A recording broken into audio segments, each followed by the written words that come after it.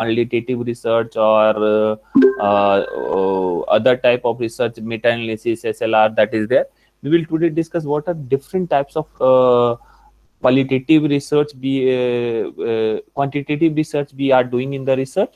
And secondly, we will discuss about what are different technique which is required to solve a particular problem. Most of the time what we are seeing as a what you can say, as a researcher, we are very fond of using tools.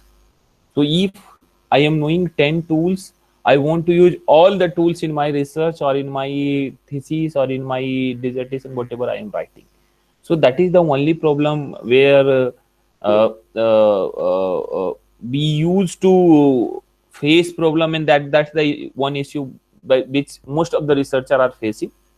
Second most important problem what I have seen throughout my journey, that most of the time, especially in the thesis, people used to copy and paste all the result what they got from SPSS or MOS or Excel. So they copy all the result which is relevant or irrelevant.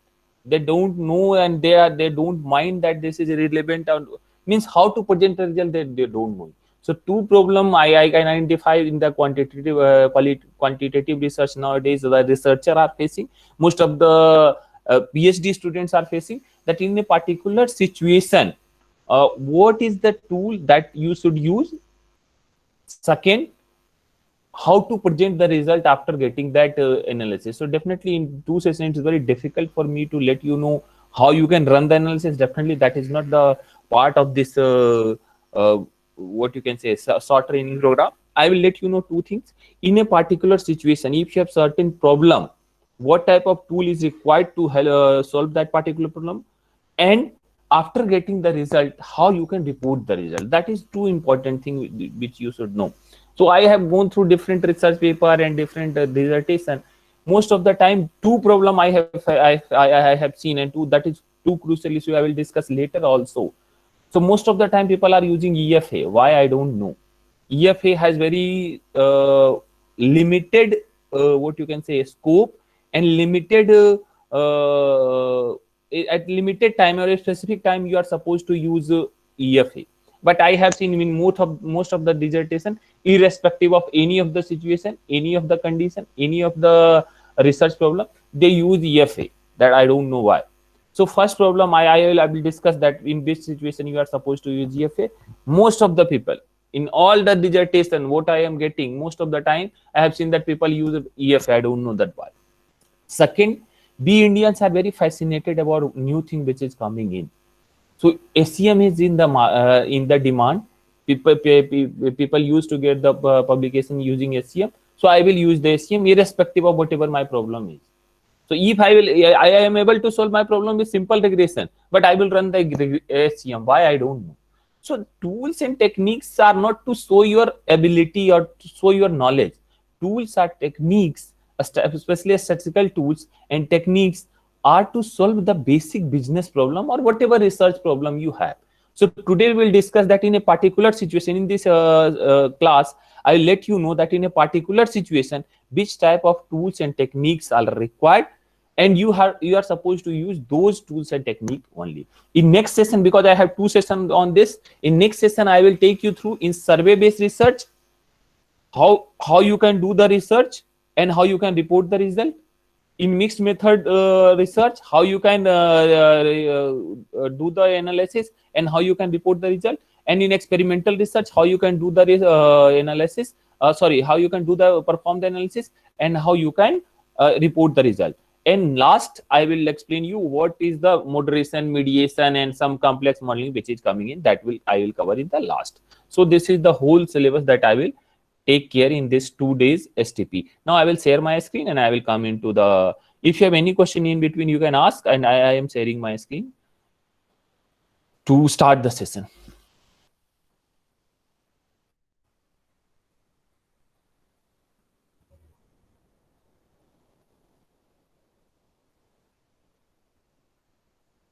Is my screen is visible? Yes, sir. Yeah. Yes, sir. Your screen is visible. Yes, perfectly fine there.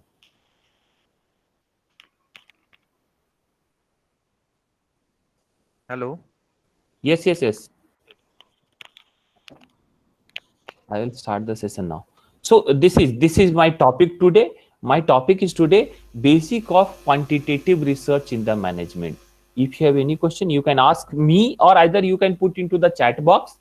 End of the day, I will take all the question. But if you have some serious concern and you think that I can't go without uh, getting my problem resolved here, then you can ask me by unmuting yourself.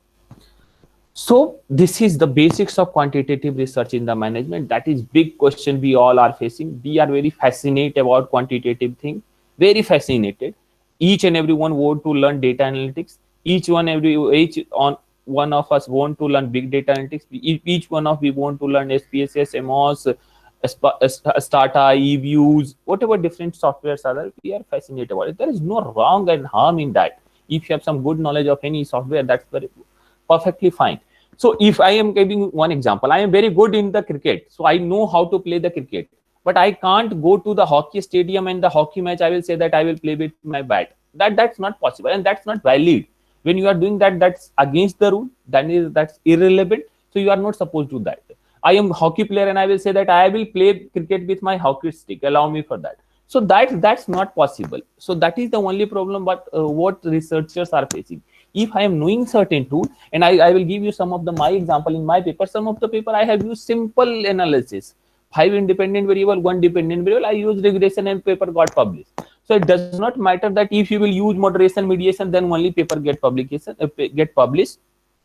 It's all about context, new thing, how you are contributing to the what you can say literature and practical world, rather than tools and technique always to support whatever you are saying. In quantitative research, when you are doing quantitative research, you have to have something to support your statement or support your facts and figure. That's why we are using data analytics tool. But most of the time what we are doing, and I can tell you that some people, what they are doing, first they run the analysis and after that they come back and change the hypothesis accordingly. That's not right. Why you are doing this? So what you are doing, you should take the help of a statistics. Now statistics is driving you, so means like machine is driving human being. So that's not right. Always you should drive the statistics. You should use the statistical technique with the help of your mind, and accordingly you should do your research. Now I will take you how quantitative research people are doing and how you can do quantitative research. When we are planned to do any quantitative research, start from problem identification, and that must be there, and that is most important thing. Whenever I am starting any of the project, so mostly some of the people contact me that I want to work on this topic. First and foremost thing I see, that is this topic is new. If this topic is not new, it will not contribute to the theory and practical. Why I will spend my 6 months in that? I will collect the data, I will do the analysis, I will do all sort of things, and end of the day I will not get it published, and I will not get any result and fruit out of it. So problem identification is must, and as a part of research community, I will suggest you all spend most of your time in this problem identification. Go through the literature, go through the current trend which is going on. Most of the time what we are doing, 50% of Indian researchers are doing research on service quality, satisfaction and loyalty. 50% of researcher, I can say that, doing the research in this service quality, satisfaction and loyalty and perceived value. These are exhausted now. When you will send your paper to any good journal, then one line desk rejection you will get, that this concept is not new. What is new thing? Because most of the journal now not accepting the paper related to service quality till the time you are not getting something new out of it. So if you are saying that, as Parshuraman said, that is now exhausted, service quality, e-service quality, m-service quality exhausted. Now how technology is playing a role in service quality, and rather than service quality, you should talk about service experience. So I am providing the quality, that doesn't matter how consumer is taking it. Then again area of research that you can do. Second thing, I will tell you some of the problem in problem identification. Most of the researcher, adoption model. I will work on adoption. No harm in that. But if you will take TAM, technology acceptance model, developed by Davis in 1979, I think. So if you will take that model, your paper will be dead rejected, because that is most exhausted model. So now people are using TPB. It's at up to some extent people are accepting those work. People are now using UT80 18082, that is people are using. But time will come in 1 or 2 years, general will not look for adoption sort of thing. So adoption intention is okay. Now I want to know usage behavior or after adoption sort of thing. So always you have to be updated with literature in identifying the problem. Because if you, especially for PhD people, if you have identified a problem, you have to be with this problem for another 4 years. For example, if I have taken some problem today, I will get some paper or I get some output in 3 and 3.5 years, on sometime 4 years or 5 years. You have to see that after 5 years, what will happen with this topic. So whenever you are selecting any topic, that should be very new. Whenever you are selecting any problem identification, problem for your research or for your PhD, that should be very new. Otherwise, you will be in trouble, and end of the day, you will get this rejection from each and every journal and each every publication house. And now Indian PhD, they are stricting on it. They are putting that you have to have some publication for getting PhD, otherwise you will not get it. So you will struggle in that, and after that you will go through that UGC care list and other Scopus list. But I will tell you that in Scopus list there are thousands of journals. You have to follow either ABDC or ABS and good impact factor journal, rather than only UGC list and a Scopus list. Because end of the day, you have to get the job also. You have to be in this competitive zone also, and for that good publication is must. So whenever you are identifying the problem, be careful in quantitative research especially. You have to you should focus on those area which is very new and identify the problem.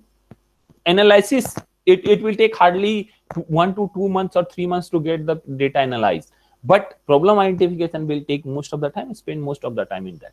Then you have to go through the literature review to identify some of the variables. So that I have discussed later yesterday, that you have to go to the literature or preliminary study, whatever you want to do, and after that you have to develop hypothesis and research framework. So yesterday what we did, we have covered this section. We have covered till here. Here, this from here we have covered it, hypothesis development and research framework, that we have covered. Today we will cover research method and data analysis. Two things we will cover today, and how you can write the result and discussion, that we will cover in tomorrow's session. So research method is very important. Once my hypothesis is done, my model is prepared, now I have to write research method. Sir, would like to request you to talk little bit about how we can undertake smart review of literature, if possible, sir. A bit of your insights. So that if time permits, I will take end of the session, because my first I have Sure, to complete this, and then definitely in end of the session you put into the chat box, I will take that question. Because first I will complete whatever Sure, I have, and then definitely I will go through how you can do a smart literature review. That's a nice question. I will take care of that also. So research method and data analysis today will come. When you are writing research method, in research methodology, you have to take two decisions you have to take. First decision is sampling and data collection.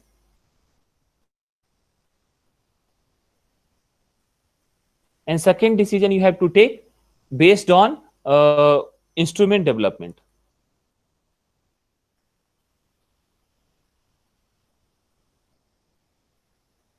Sorry. So two decisions you have to take: sampling and data collection and instrument development. So whenever you have come up with your model with yourself, and you have already shown that this is my model, this is my hypothesis, you have to write one paragraph about research methodology, where you have to clearly mention on the basis of problem statement how you have collected the data, how you have what are the method you have collected data, online, offline, you have do probability sampling, non-probability sampling. And one very important question you have to tackle here at that research methodology section. Most of the time we are doing research. For example, I want to know consumer behavior about e-commerce company in J&K. That is my research topic that I want to know, and that's perfectly fine. No harm in that. But when you are coming here at sampling and data collection, write one paragraph to justify it, that why you want to do study in J&K and how J&K sample is unique from other sample. That's why this you can justify the study.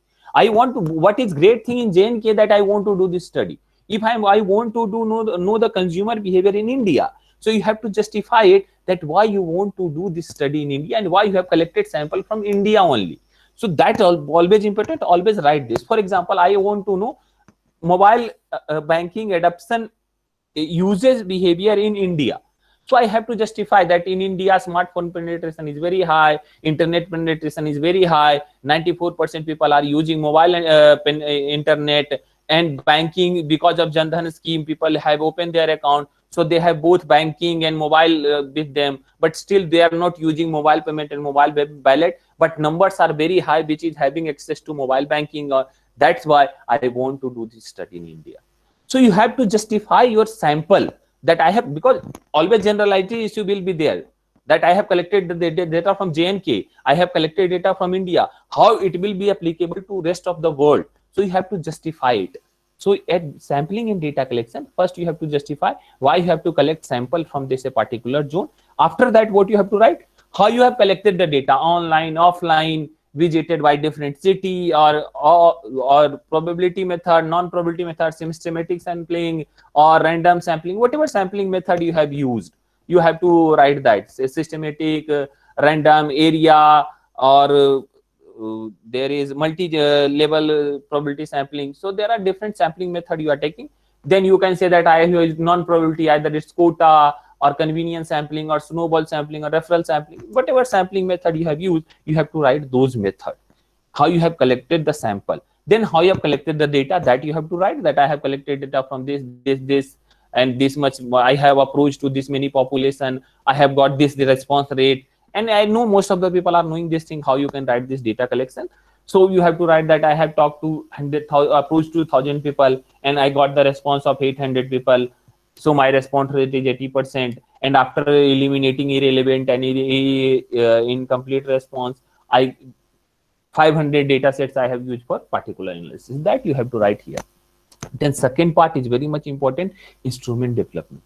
If you have taken your items or variables, items means question, from previous scale, you have to write very carefully here that 4 items measuring adoption intention I have taken from this 2019.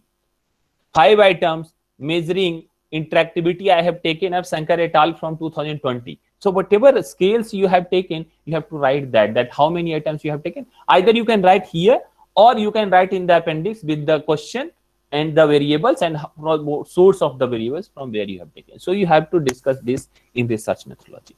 Then we will come to the data analysis, and after that, now I will discuss all sort of data analysis sort of thing, how you can go for data analysis. So research method done. In research method, you have to write, always write after hypothesis and model development, you have to write research method. Don't write research methodology, that is not right word. Use a research method, because there is huge difference between method and methodology. Sampling and data collection. So you have to write how you collect the sample, and data collection, justification of why you collected sample from a particular geography or particular area. Then instrument development. If you want to write it here, write it here. Otherwise, write it in the end of the, what you can say, in appendix you can write it. Now come to the data analytics. Today we will discuss on this part. Now I have created the boundary or platform from base, so you can connect it. Otherwise, it's very difficult to start from data analytics. So we have done problem identification, literature, then hypothesis development, model identification, research done. Now I have to write data analysis. And now I have to, for example, I have started my study. I identify one problem. I go to the literature. I develop my hypothesis. I come up with my model. My model is with me. Now I have collected the data. I have sampled the data. I have do all sort of things. Now I have to analyze the data. How I can analyze those data, that is very much important. So when we talk about data analysis in quantitative, because in quantitative research, data analysis is important, but it should be based on your problem. Always I am saying that you are not supposed to use all the techniques in a particular research because you are knowing it. So that's my humble suggestion and humble request to you all. So whenever you are using data analytics tools and statistical tools should be based on problem statement. So whatever my problem statement is, accordingly I will develop my hypothesis, I will develop my model, and accordingly I will decide which of the statistical tool is required to fulfill my objective, whatever my objective is. Then nature of the variable. So on the basis of nature of the variable, your variable nature means when I am talking about nature of the variable, we have four types of what you can say label of the variable. First type, you remember, that's called nominal. So we have four types of data set with us. First is nominal, second is ordinal, third is interval, and fourth is ratio. These two we are saying continuous data, and these we are doing non-continuous data. So nominal and ordinal we are saying that is this is continuous, and these two are sorry, this is non-continuous and this is continuous. So your variable IB and DB, input variable and output variable, is continuous or non-continuous. That will decide my analysis technique.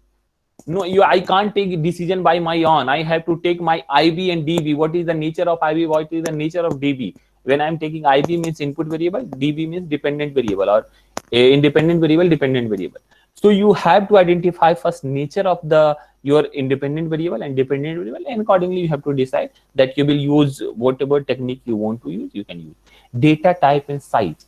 Data type, when I'm taking that your data is quantitative, your data is qualitative in nature, and what is the size of the data. Sometimes my data size is only 90. I am using SCM.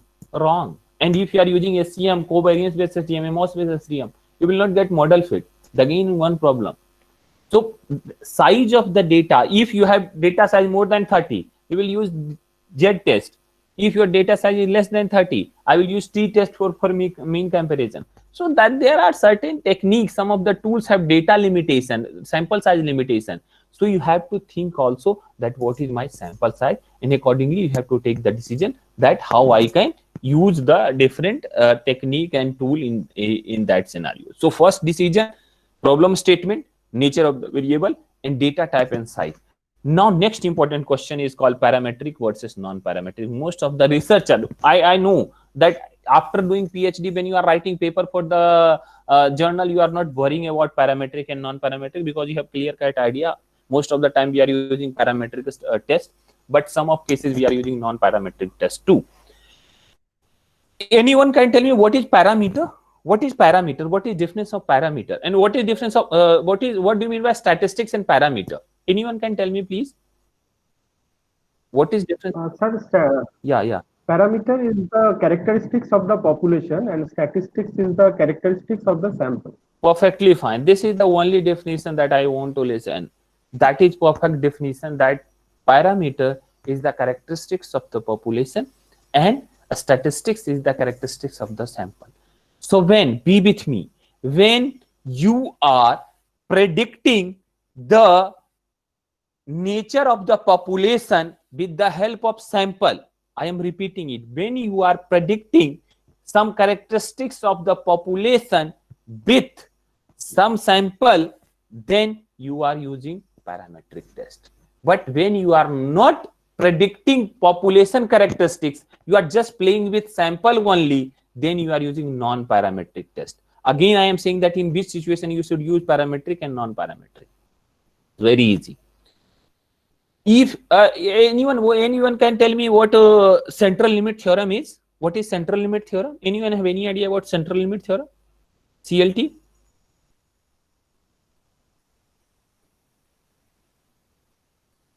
Anyone have any idea about central limit theorem? The sample characteristic can explain the population characteristic, but with certain deviations. Yeah, but what is the rule? What is the assumption of those CLT? That's perfectly fine. What is the assumption that? The basics of CLT. And everything is based on CLT only, whatever parametric test we are doing. Based on larger the sample size, then it approaches the normality. The data approaches normality. Perfectly fine. This is the basic definition, but CLT is saying that when you will increase the sample size, the mean of sample will represent the mean of the population. That is CLT is saying that when you will increase the sample, then CLT said on that way time it should be greater than 30. So if they said that when you will increase the sample with more than 30, the mean, that this probability will enhance that mean of the mean of particular sample, means normal distribution curve of the sample will be similar to normal distribution curve of the population. So that's called CLT. But most of the time what happens when we are checking the normality, my data set is not following normal distribution curve. So only when data set is not following normal distribution curve, you are supposed to use non-parametric test. If your data set is following normal distribution curve, my request to you and my suggestion to you, use parametric test. People are using non-parametric, parametric, irrespective of whatever condition is it. But the only difference between parametric and non-parametric test is that whenever I have collected the sample, I try to create normal distribution curve. My data set is not following normal distribution curve. Either there is right-tailed or left-tailed, or there is some skewness, there is some kurtosis in my data set. Because of that, I am not getting normal distribution curve. So if you are not getting normal distribution curve, means your data is not normal. When I am saying data is not normal, means it's not representing the population. In that case, you are supposed to use non-parametric test. Means we will play with sample only. We will not talk about population. Here, when your data set is following population, so what parametric test what we are doing? We are running some t-test. For example, I am running some t-test. Then what we are doing? I got some t-value. Then I will compare this t-value with pre-specified t-value at the 95% level of significance and certain degree of freedom. So it's coming 1.96. So that is fixed. That is population t. And I will got some sample t, and I will compare that population t with sample t, and then I will say that my hypothesis is rejected or selected. That we are doing in parametric test. Either you are doing in regression or SCM, every place we are doing this. But in non-parametric test, I will not bother about 1.96. I will not bother about 2. I will not bother about those whatever population significance level is. I will bother about my t value, and I will compare my sample. I will play with my sample data only. But you are supposed to use non-parametric test in a situation where your data set is not following normal distribution curve. You got this point or not? But people are using that. I want to use non-parametric. Use it. Who stops you? I don't want to use independent t-test. I will use man by t-test. Use it. I don't want to use paired t-test. I want to use Wilcoxon sign test. Use it. I don't want to ANOVA. I want to use Kruskal value. Use it. I don't want to use correlation. I will Pearson. I will use as not this Pearson correlation. I will use Spearman's rank correlation. Use. No one will stop you, but you have to give the justification why you are using Kruskal value, why you are using man by t, why you are using the Wilcoxon, and why you are using these all non-parametric tests. You have to give justification, and justification is that my data set is not following normal distribution curve. That's why I am using this technique instead of some parametric technique. You have to give the justification for that. You got the point? So always remember this. So whenever, and you can see that whatever I will tell you in the subsequent slide, whatever decision I will take, that I have should use stats tool 1, 2, 3, whatever tool I will use, it will be based on the problem statement. It will be based on what you can say data set nature. So nature of the data set sample size, it will be based on my nature of the IB and DB.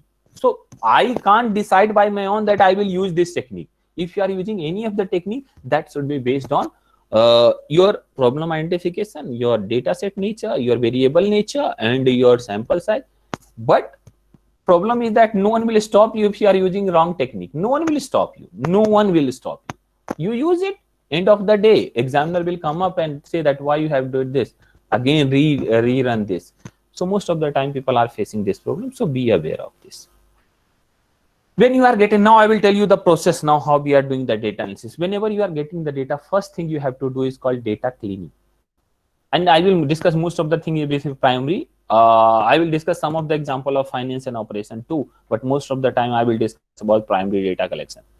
So, and one thing I will tell you, if someone doing a PhD in finance and operation area and using secondary data, for them, data cleaning play important role. Because most of the time they are getting us unstandardized data. Why? Because for a company, the profit is 1 rupees. For a company, profit is 1 million. For a company, there is size, the size of that company, there are 2 members. For a company, size is 1000 members. So these definitely outliers will come. So your whatever data set, secondary data set you are getting, that is unstandardized. So your sample size, for example, your size in the number of the employee, your stock market price in the rupees, then again something will come in million. So you have different data structure, and data structures are unstandardized. Both are level of the data structure, different data structure we are getting IB or DB in financial research are unstructured. That's why you have to, and there will maybe auto, then that there are different things finance people can understand these terminologies. There is some auto correlation, there is heteroscedasticity, there is endogeneity, there is outliers, there is missing value. There are different problems, and there are different tests to check it. In panel data, when you have to check auto correlation, there is some different method. In pool data, there is some different methods. Chow test is there. There are different tests is there that people are using. So that's for finance people, you have to play major role. You have to do some of the analysis here also. So you have to make data standardized. But for primary data collection, most of the time we are collecting data on a scale. So we are collecting data from 1 to 5, 1 to 10, 1 to 7. So my data set is also always standardized. So there is less chances of auto correlation. There is less chances of outliers. Very less chances. There is very less chances of this we can say heteroscedasticity. There is chances of endogeneity. There is chances of CMD, but these very less chances of data problem in case of primary research rather than secondary research. So I will suggest to finance people that you should spend some time in cleaning your data set. For primary people who are doing research in primary data, you can use some of the technique whatever I have written here, and you can go for the further analysis. But before doing further analysis, you have to check this. First is missing value, because in some of the tool, if there will be missing value, that will be not they will not allow to run you run the model, because in MOS SCM, if you have some missing value, they will not. Definitely you can allow it by fixing the covariance and variance, that you can run it, but that's not, you will not get the model fit in that case. So in case of MOS, if you want to run your use structure equation modeling, first you have to clean the missing value. Second, normality. Always take normality before running. That will decide that you should use parametric test or non-parametric test. So check the normality. In normality, you can check a skewness and kurtosis that most of the people are knowing. So I will not discuss here technique. So okay, how you can run skewness, how you can run kurtosis. But otherwise, it will take another 10 session for me to complete the session. Then you have to, when you are getting responses, you get some irregular response. Irregular response means for all question 4 4 4 4 4 4 4 4 4 5 5 5 5 5 5, identify those responses and delete it. So if they have, sometimes what people are doing, you have forcefully said him or her to fill the response. So without reading the question, what they will do, they will put irregular response. And last but not least, incomplete response. Some people have filled only 5 section and 4 questions they did not fill. Especially when you are collecting data offline, people are doing it. In online, you have said that this is must, then they have to fill it. But sometimes what people are doing, they filled some of the information in offline data collection, some information is missing. You have to delete those responses. But definitely, if 1 or 2 questions are missing, you can take the average of either row and column, and you can go by that. But in incomplete responses, you have to remove it. Another problem which some of the researchers are facing nowadays, that what people are saying that irregular responses I have already taken, some incomplete responses we are getting from that. One most problem, how we can control these irregular responses. For completing irregular responses, what I am doing, I can suggest you what I am doing. When I am collecting any of the response, I will put some of the question which is not related to my study. For example, most of the time I am used to collect data from taking the services of some research firm, and I will tell you that what is the pros and cons when you are contacting some research firm, that there is no harm to take the help of data in data collection with research firm, but not in your PhD, after your PhD, because I am working simultaneously on 10 projects. So if I will collect the data by my own for all the projects, it will take me another 2 years to come up with 10 paper or 5 papers. So I can't wait for that time. So I am taking the help of either data collection agency, or Amazon is coming with some services called Amazon MTurk service, surveymonkey.com. There are certain websites are there who help you in collect the data. So how I am checking that response, whatever response I am getting is right or not. What I am saying, I am putting one question in between, that there is no wrong and right question before this question. Put 5 for this. So put a strongly agree for this. So if you are reading the question, you will write 5. If you are not reading the question, you will randomly say 1 2 1 2 because you have written this. So I usually I put two these type of question in between of the questionnaire to check that customers or respondents are reading my question or they are just filling by their instinct 1 2 3 4 whatever they are filling. Because most of the time people are doing this. If you are giving too many questions, they will not read it. And again, one if for solving irregular response, another option with you, that take as minimum question as you can. If you will take 100 question, I will not fill it, that I can tell you, and you will also not fill it. Who has that much of time to go through 100 question and read it and fill it? So the you can go through the new A and A star paper, you will find only 14 statement or 30 statement, maximum 30 statement or 40 statement people are collecting. There is some risk in it, definitely there is some risk in it. When you have less number of question, if some question will get deleted, end of the day may be possible that one variable will delete. For example, I have taken 3 question for one variable called x. After while checking reliability and validity, 2 items gone, so I can't use 1 item, I have to delete those variable from my study. So that is the risk. But if you will select the question very carefully, very wisely, and very importantly, you will convert as per your context, and you can find that in most of the research what now people are doing in the, especially in the publication, you will find only 30 to 40 question. You can't use all 100 question. In PhD, people are using 100 question, 78 question, 75 question. But my suggestion to PhD people also, because end of the day what you need most response. Because when your response will increase, your research finding will be good, your everything result will be good, your model will be good. To do that, try to reduce your question, and for that content validity of question is required. So whenever you are developing any questionnaire, send it to the expert on that field and say that if there is any duplicacy in the question, they will suggest you that you can delete that.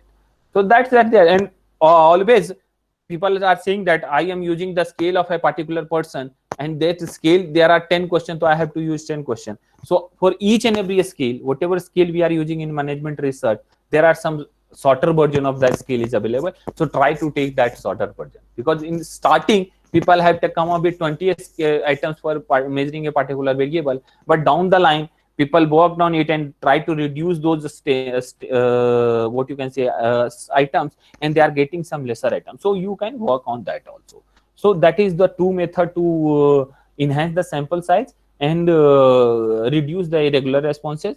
First, take minimum but optimum number. I will say, I'm not saying minimum or maximum, I will say optimum number of the questionnaire in your question. And second, put 1 or 2 question. Either you can put reverse question also. Sometimes we are putting reverse question. So if people are saying 1 1 1, and again 1 for the reverse question also. For example, I am liking I will adopt this product, and I will not adopt this product. If you are not reading the question, you will put 4 5 in both the sections. So you can check that this person is giving actual response or not. So that there are some method to check it. Incomplete response, if for controlling incomplete response, what you can do, either you use online platform to fill the response, and in online platform make it must. So every question is must. And what you can say, the second thing what you can say, in offline, when you are collecting data offline, after getting data filled, just check it thoroughly that every question has been answered or not, then only you say thank you. That is the 2 method you can use. Now important question here, how we will select the method on the basis of data set nature. And always remember this slide, whatever I am saying here. So if your data set, be with me, if your data set IB means input variable, DB means dependent variable, if both the data set are non-continuous, when I am saying non-continuous, either it's nominal or ordinal. When all input variable and output variable are ordinal in the non-continuous in nature, you are supposed to use chi-square test. Most of the time there is huge debate going on that chi-square is parametric test and non-parametric test. Some people are saying that this is parametric test, some people are saying this is non-parametric test. I will not go on to those debate. So This is only technique that some people are saying this is parametric test, some people are saying non-parametric test, because they are doing both sort of things. So you can compare the chi-square also, you can get the decision without comparing chi-square also. So when you have your input variable and output variable are continuous, and you want to check the relationship between two variable, you are supposed to use chi-square test. Got it? So second situation, when you have input variable is non-continuous and output variable is continuous, you can use ANOVA, you can use t-test. If you want, you can use ANOVA, you can use t-test. If your input variable is non-continuous, means ratio, and I am talking about parametric test only, I am not discussing non-parametric test. I will discuss non-parametric test also in next slide. So when you have non-continuous input variable and continuous output variable, then you are supposed to use ANOVA and t-test.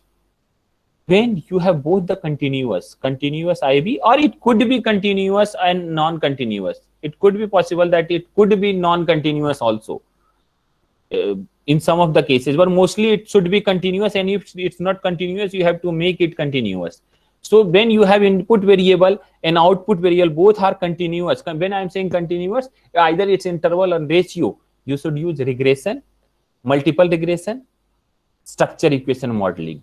And there are certain conditions. I will tell you when you are supposed to use regression, when you are supposed to use multiple regression, when you are supposed to use SCM. That I will tell you in subsequent slide. So when you have input variable and output variable, both are continuous, you are supposed to use regression to check the relationship, and you can use correlation also. Correlation people are using to check this relationship, but I will tell you what is difference between correlation and regression in subsequent slide.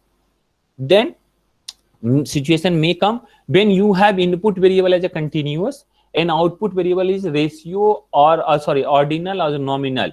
Then you may use logistic regression or discriminant analysis, that you can use. There are some other models, logit, probit, which is coming in, but mostly people are using logistic regression and discriminant analysis to do that. These are some of the methods to check the relationship only. Be careful, I am here to just establish the relationship. So to check the relationship between two variables, or to know the impact of one variable to other variable, if you are non-continuous with this, always remember this table. I will share this. Yesterday I said that I will share the PPT, but I did not share because I have added into that only. So this is only the part of this PPT. I will share, not to worry. Definitely I will share. So continuous and continuous use regression. Any doubt in this slide you can ask, because this is very much important, and I will discuss one by one. Yeah. Sir, I got a doubt. Sir, in case yesterday's example only, service quality is related to customer satisfaction, where I have taken a control variable as age. Okay. Age comes as non-continuous, whereas service quality as continuous. In that perspective, how should we have to go, sir? So I have done that. Tell you that is sometimes you may get some non-continuous variable here. That is control variable of age, gender. Sometimes it's coming on. So you can use the regression, but with some what you can say, some prerequisites, like you have to either create dummy variable, or you can take the what you can say, Z score. That I will discuss when I will discuss the regression and SCM. But you can use that. Some of the time you may get some of the non-continuous variable as the input variable, like control variable or mobility variable. How to handle those variables I will discuss. But you can use regression and multiple regression and SCM in that case. Thank you, sir. Any other question here? And if you have any doubt in continuous and non-continuous and any other method. So always remember this, first know your data side nature. What is the nature of the data side? And I am deciding this tool, whatever tool I have to use, on the basis of this IB and DB. I'm not going find tool and IB and DB. I can't decide that. But always remember, I always suggest you to collect the data, continuous data most of the time, because most of the time what I am facing, I have interacted with most of the people when I visited NIT Kashmir this year only. In starting of the year, I have faced that most of the people collected nominal and ordinal data. So it's very difficult to convert nominal and ordinal data to continuous data. Non-continuous data to continuous is very difficult, but it's very easy to convert continuous data into non-continuous. You can, anytime you can divide into 2 group or 3 group or 4 group or 5 group. So always I will suggest you that most of the time try to collect continuous response for variable, not for age, gender. For age, how you can ask? Age will be in that age group only. Definitely gender, it will be male, female, and others only. You can't ask continuous that are you female, agree, or to 1 to 5 agree to disagree. You can't do that. That's not the technique. There are something which will be ordinal, which will be nominal. But whenever you are collecting like service quality, don't ask, are you satisfied with the services, yes or no? That's very bad. If you will collect that data, you have to use logistic regression. So be aware of it. When you are asking that, are you satisfied with my service as a satisfaction, you are measuring it, then you have to use logistic regression rather than regression. So your data analysis will be changed. So accordingly, I will suggest you whenever you are collecting service quality, satisfaction, loyalty, interactivity, you can say that perceived behavior control, attitude, whatever variables you are collecting, what we call variable, try to collect on either scale data or ratio data. You have to collect it. That's my submission for this. Next, what are different tools? I will explain each and every tool in detail here only. What are different tools and when you can use it, these tools, and how you can use it. We have generally basics. We have two tools, t-test and ANOVA. And for advanced analysis, we have regression and structure equation modeling. Chi-square is also there, but Chi-square is not very much important because non-parametric data is a bit difficult, because we are using, when you are using non-parametric test, it's very difficult to generalize that study. So that's why people are, what you can say, not using much non-parametric, but I will discuss Chi-square also, how Chi-square is working. So we have simple tool called t-test, ANOVA, regression, SCM. There are different other tests are there, but I will discuss these basic tools. And if you have anything to discuss, definitely I will discuss factor analysis or EFA, CFA, all in the next slide on next session.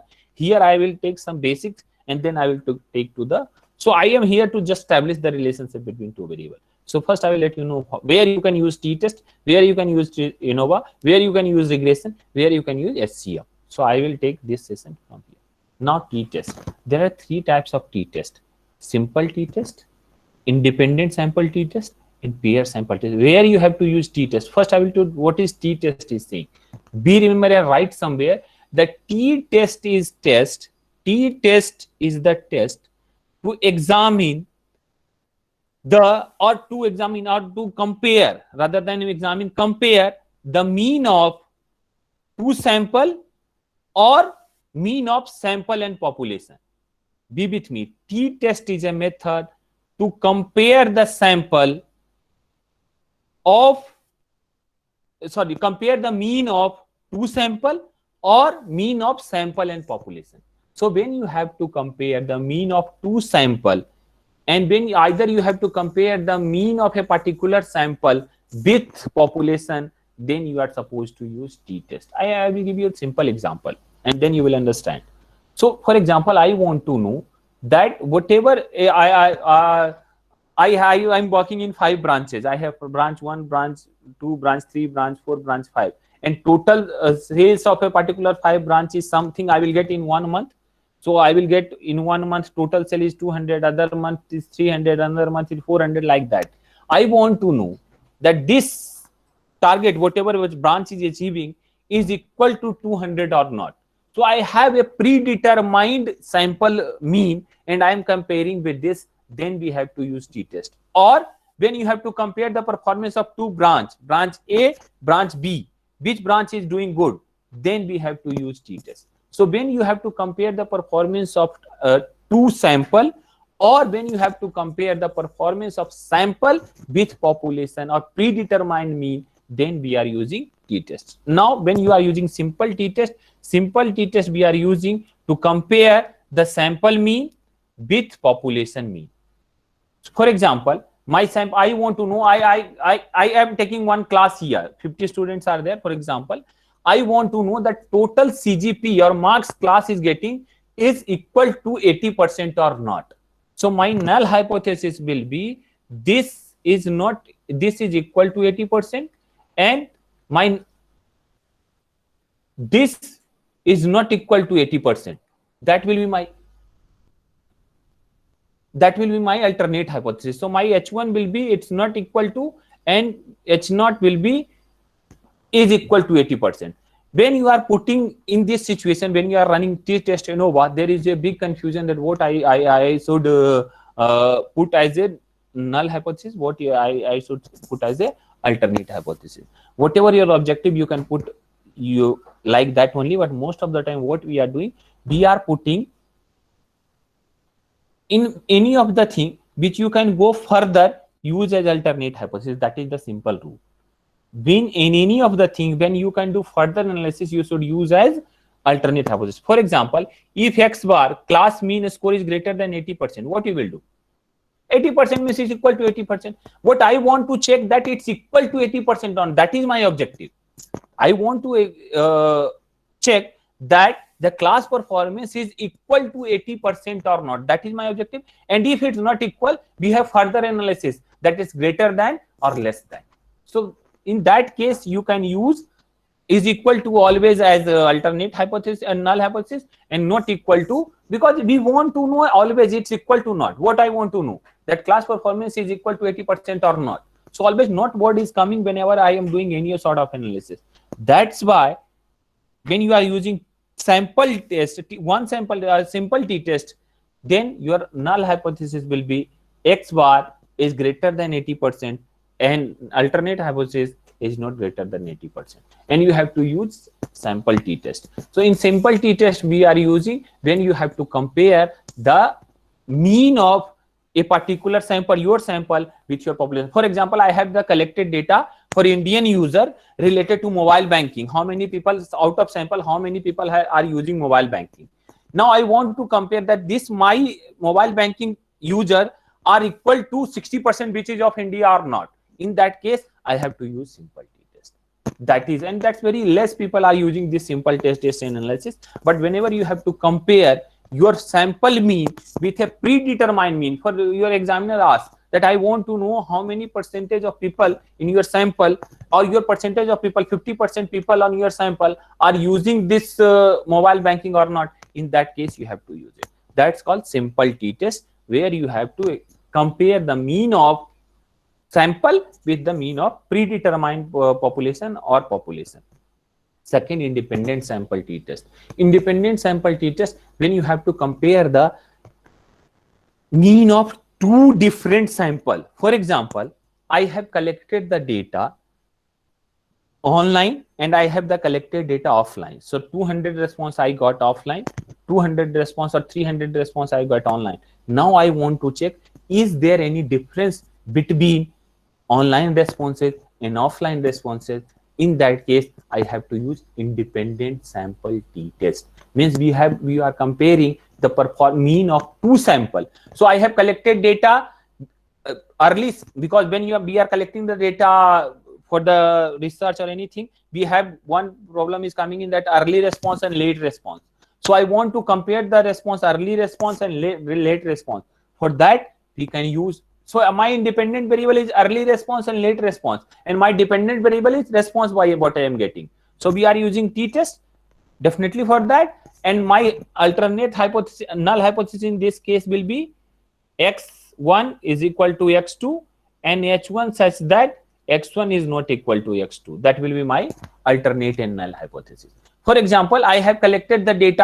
I have collected the data for marks of the class I got, and I want to compare on the basis of gender, that is there any difference in the marks between male and female or both are same. In this situation, I have the collected data from two districts of the J&K, and now I want to know, is there any difference between the district 1 and district 2? You have to run t-test to know, is there any difference between district 1, district 2. But always sample, you have to have two sample only. If you have more than two sample, that will not work. That you have to take some other test for that I will discuss later in the subsequent slide. And third is called pair t-test. I have pair t-test is similar to independent sample t-test, but difference is that in pair t-test sample will remain same, so before and after. So I have introduced certain, for example, I am giving you an example that before I am working in any company, or for example I have taken your example. So you are all researcher we have. Now before organizing this STP, short training program, what is your research understanding? And after this STP, what is your research understanding, and we want to compare the performance research understanding before STP, research understanding after STP, and we want to know is there any difference. If the difference is there, then we can identify that this STP is good or not. This STP is impactful or not. For in that case, but sample will remain same. If you have collected U in the first, I have 30 sample, same 30 sample again I am collecting the data. Here time will become. So here we will collect the data twice, before and after. So when you have to compare those before and after sort of thing mean for two sample. So before demonetization, what is the view of people on mobile banking? Same people view after demonetization. Before 370 uplifting, what is the view of J&K people, and after view of J&K people, but with the same respondent, you can't change the respondent. Then in that case, you have to use pair sample t-test, and the thing will remain same. X1 is equal to X2, and X1 is not equal to X2. That is my null hypothesis in alternate hypothesis. But here sample size will remain same. Sample will remain same. You can't change the sample. This is about t-test. T-test, we are using only limitation of t-test that you have to have two sample only. You can't go beyond two sample. And non-parametric test of this sample. For independent sample t-test, you can use min by t-test.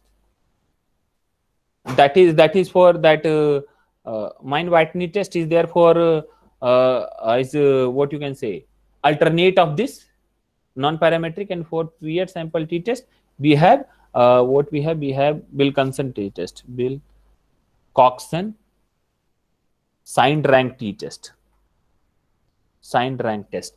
So we have Wilcoxon test for the pair t-test, alternative that non-parametric test you can use, and for independent sample t-test we have min by t-test that you are supposed to use.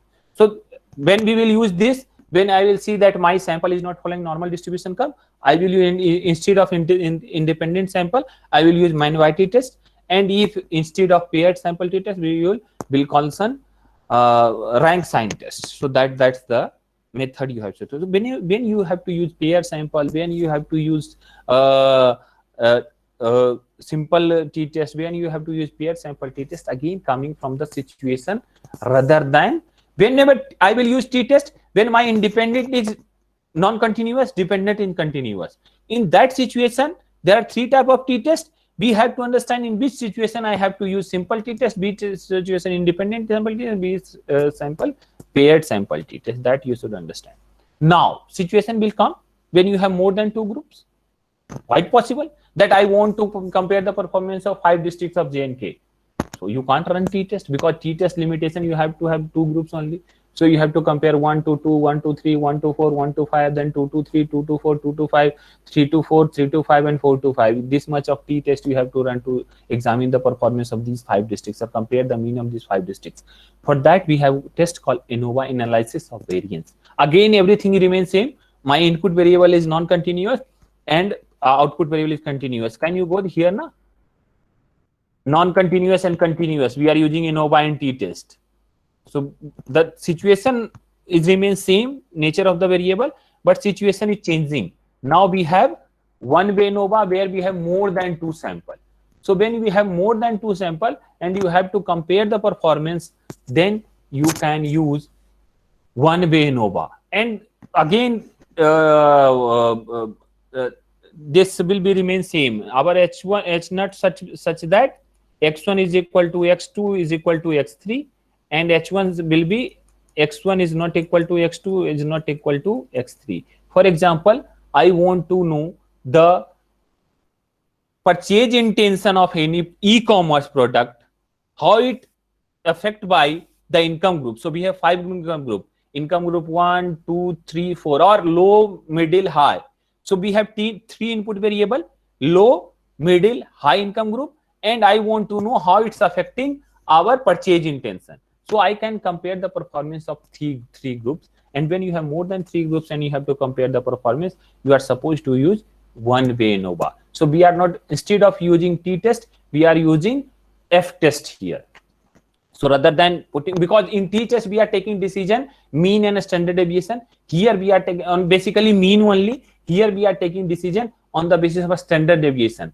So when you talk about f, you know that factor, and that f is equal to nothing but s1 square divided by s2 square. S1 is nothing but a standard deviation of sample 1 divided by standard deviation of sample 2. So here we are taking the decision on the basis of standard deviation or variance rather than mean. In t-test, we are taking decision on the basis of mean, that how mean are related. Here we are taking decision on the basis of variance, that how two groups are variant Sir, from each other. excuse me. Sorry Yes, to yes. interrupt, sir. So, sir, basically on t-test, we are actually, inferring our decision on the basis of central tendency, and here in Yeah. ANOVA, actually, we are actually taking our decision on the basis of diversity. I mean, on the basis of deviation of the value from the central value. Is that so, sir?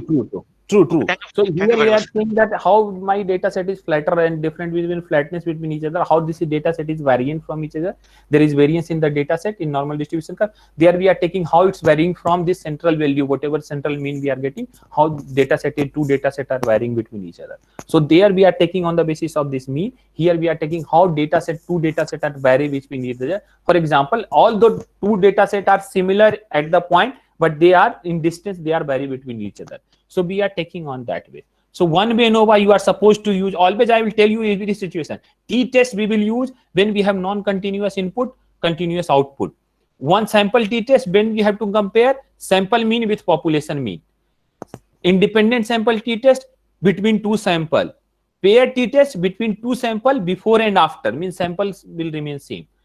Now, when you have more than 3 group and you have to compare the performance of these 3 group, you are supposed to use more than 2 anything, 2, 3, 4, 5. You can use one way ANOVA. For 2 also you can use one way ANOVA. No one will stop you. You can use 2 for 2 also you can use. So 2 or greater than 2, you can use one way ANOVA, where you have to compare the performance of these other variables which is coming in. The beauty of ANOVA that you can put some control variable also. So you can put some control variable, that I will let you know how you can put some control variable. So here I am not putting any control variable in one way ANOVA. In two way ANOVA, sometimes you may have two dependent variable. So I want to check the performance of, for example, I want to, in one way ANOVA, I want to check the performance of the section A, section B, section C on the basis of CGPA.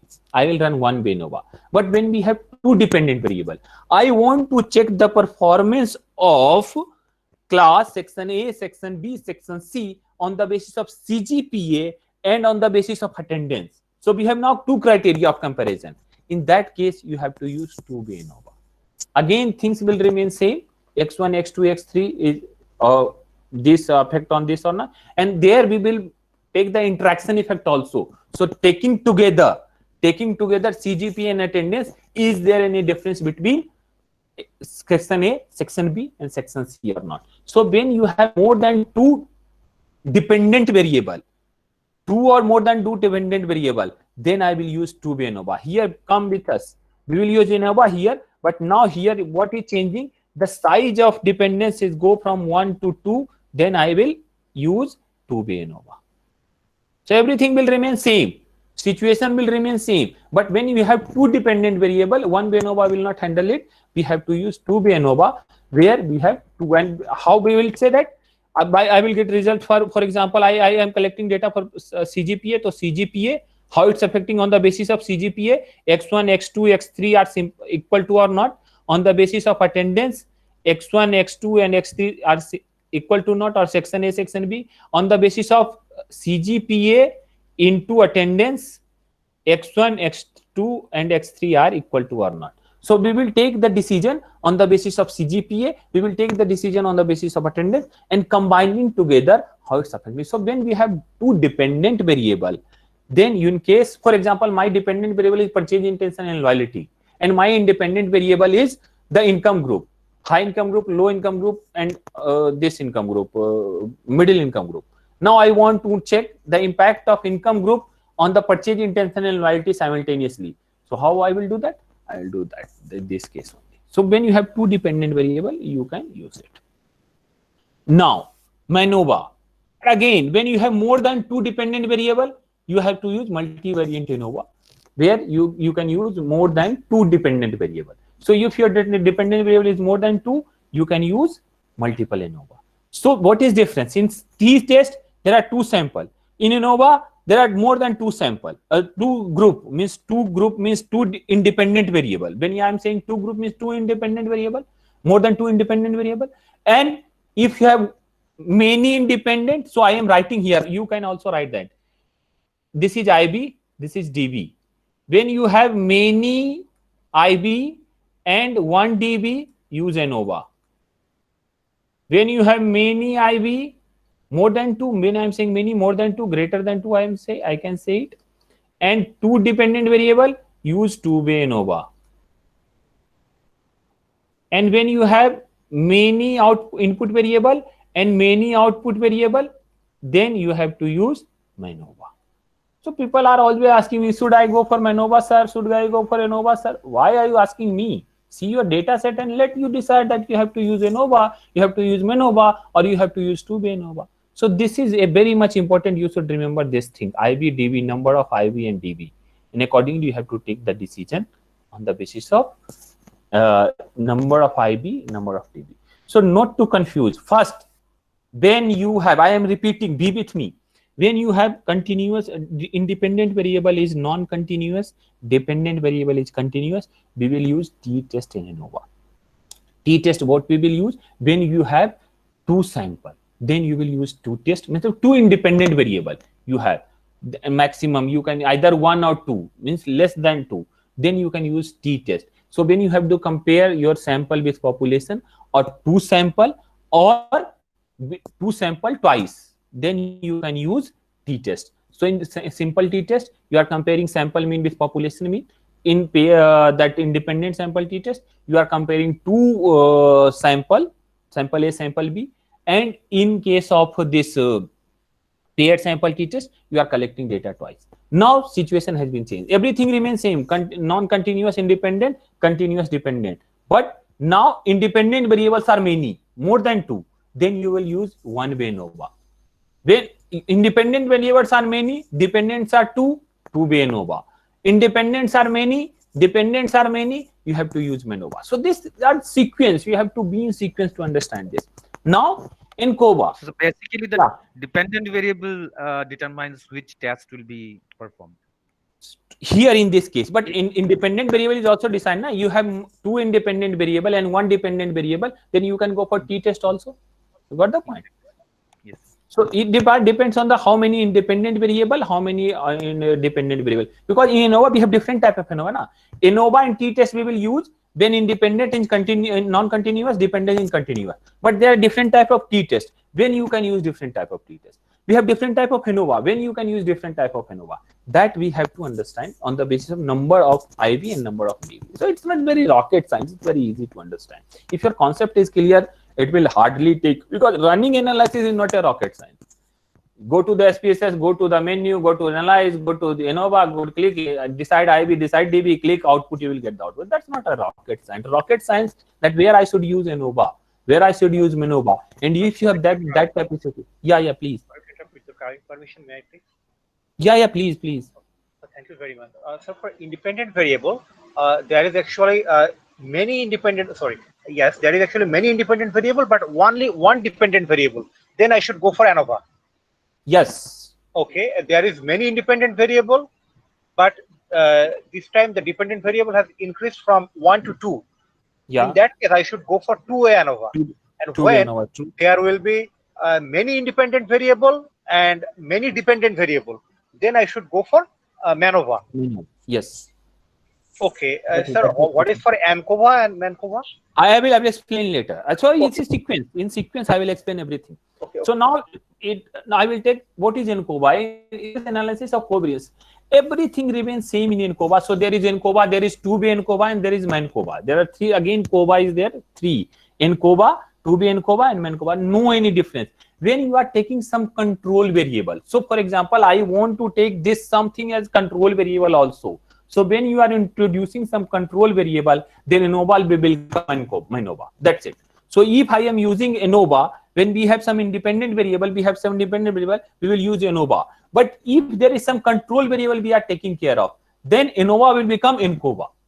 Two-way ANOVA will become two-way ANCOVA. And MANOVA will become MANCOVA. So there is no any difference. When you will go to the ANCOVA analysis, everything will remain same as a ANOVA, but one option will open, that's called control variable. So you have to, for example, I want to check, I am giving an example, I want to check the impact of income group on the purchase intention. So I will use ANOVA, but I want to control the effect of gender, because I think that gender may affect this relationship. So I am controlling the effect of gender, and by controlling those effects, I want to know the impact of income group on purchase intention, because maybe possible I'm thinking gender may affect it, or geographical location may affect it. So accordingly, when you are putting some control variable in this situation, in that case, you are not, if you have any control variable, you are not supposed to use ANOVA, you have to use NCOVA. Sir, I think it is just analysis, instead of analysis of variance, that will be analysis of covariance. Covariance, that's the full form of NCOVA, na? NCOVA is the what? Analysis of covariance. ANOVA is analysis of variance. So the only difference between ANOVA and NCOVA, MANOVA and MENCOVA, 2B ANOVA and 2B NCOVA, is inclusion of control variable. That's it. So if you have some control variable in the study, use MENCOVA. Some people are very fascinated using MENCOVA. So they don't have any control variable, and I have gone through some of the paper. They don't have any control variable, and they said that we have used MENCOVA in our study. Why you have used MENCOVA in your study? Please justify why you have used it. If you are using, you have two sample, you have only one sample, you are comparing your sample with population, and you are using, why you are using that? That's everything. Whatever you are using should have to have certain justification with you. Otherwise, most of the time in review process, you are not getting comments on the analysis. That's why people have that luxury. Why I can say that people are using anything in the research paper. You can go through some of the paper, they are using some of the analysis randomly. Why? Because most of the reviewer of 50 plus ages, and they on that very time analysis at the nascent stage, so they have limited understanding of analysis, rather than they have very good understanding of the concept. So most of the reviewer will give you comment on the concept rather than analysis. But time will come when people like us will be there in the reviewer and editor position. Then I can easily see that why their people have used ANOVA, and I will throw your paper that if you are not knowing which type of tool is required to solve a particular problem, how you can do the research. So time will come when you will ask the question on the research methodology and data analysis. Nowadays, you have all have some experience. You have sent the paper to some analysis. Hardly you will find comment on the research methodology. On the data analytics, because their reviewers are when they learn they learn some at the nascent stage. They are not very much aware of new technique which is coming in. So most of the time they are asking questions related to concept. But I have seen some of the comment which I have received. They thoroughly go through my analysis properties, and they are giving minute comments on my analysis too. So how you can do this, how you can write this, how you can do this. So that time will come in another 5 or 10 a year. Then when what will happen? Then people will ask you a question on the analytics. So be careful, and whenever you are using any tool. So if your exact thesis will go to people like me, I will ask you each and every question related to these analysis, that why you have used this, why have you used that, what is the what is the point if you are using it. But maybe possible if people have good knowledge of concept, they want, that is the true thing also, that focus on concept analysis. You can further, you can go and you can change other method of analysis, but definitely you can't go and change the concept. That's why they are more focusing on the concept. But time will come when people will focus on analysis also, and that time you will be in trouble. So be prepared for that. Sir, excuse me. Yeah. Sorry to interrupt, sir, but Yeah. please be merciful to me to go to the previous slide, please. Yeah, please. Yes. Sir, previous slide. This? No, the Early? previous one. Yes, sir. Okay. This one. This, No, this sir. No, sir. The t-test slide only. Yes, sir. This slide. Sorry, sir. T-test slide. After this. Yes. Yes, sir. This slide. Sir, Yeah. a simple independent sample and paired. Simple is, sir, one. Would you please be kind to just describe this slide? Simple or pair or independent sample. I will explaining all three of things. Simple t-test, when you are comparing the mean of sample with mean of population. Okay. That's called simple t-test. So you are predetermined mean. When you are comparing the sample of mean of two sample A, sample 2, then you are collecting independent sample t-test. When you are collecting between two sample, but sample is remain same, you are collecting data twice only. So sample 1 before, sample 2 after, and you compare the mean of those two sample. In that case, you are using pair sample t-test. In Okay, dependent sir. sample t-test, it could be different, that 300 here, 200 here, and both are different sample. But in Okay. paired sample t-test, sample have to have similar in the nature, and that should be similar. Okay, sir. So here I was actually getting confused. I guess Yeah. pair sample t-test is some sort of similar with the panel data. Is that so, sir? Yeah, when we talk about panel data, that we are doing the same thing, that we have similar sort of company, 2001, 2002, 2003, or quarter 1, quarter 2, quarter 3, quarter 4. That's why when you are doing panel data analysis, you have to check the data set is available for all company for all the time period or not. So we are doing, when we are doing the time series analysis, that is more or less similar to this pair t-test, because Okay. whenever you are collecting data for finance, you have to confirm that for company 5, if you are for example, for quarter 1 we have 100 companies data, for quarter 2 we have only 80 company of data, so we have to remove those 20 company. We can't take these 20 company because they don't have data for next time 2, time t+1, t+2, t+3, like that. So that's why it's always time based, but here we have only 2 time, there you have to use tn. Okay. Okay. Thank you very much, sir. Thank you very much. Yeah. Now this is some basic analysis people are doing. Now how much time I have? Can anyone tell me how much time we have? We have 40 minutes with us.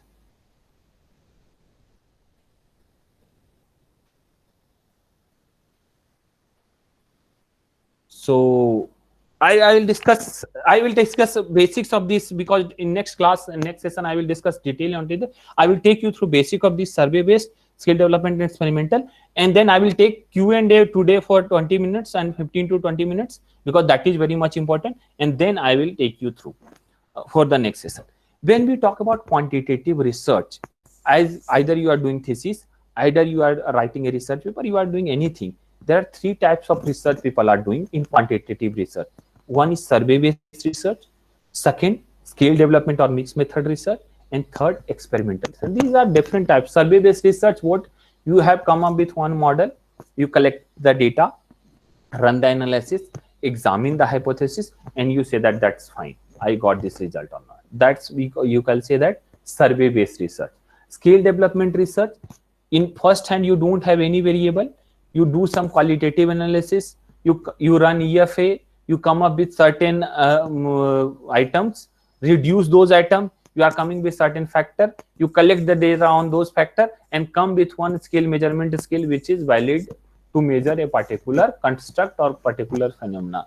That we are saying scale development study. And last we have experimental study, in which we are controlling the situation, we are manipulating the situation, and we are developing certain scenarios. I will discuss in detail when I will discuss experimental research. We are developing different scenarios in that, and there we have different type of experimental research we are doing. Either it's lab based, or it's field experiment research, or pure experimental research, or it's quasi experimental research. So we have different type of experimental research we are doing.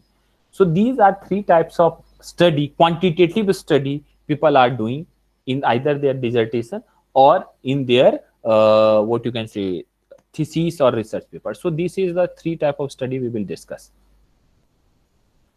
Most of the method what we people are using, one I will add here, I forget to add one thing I will discuss also.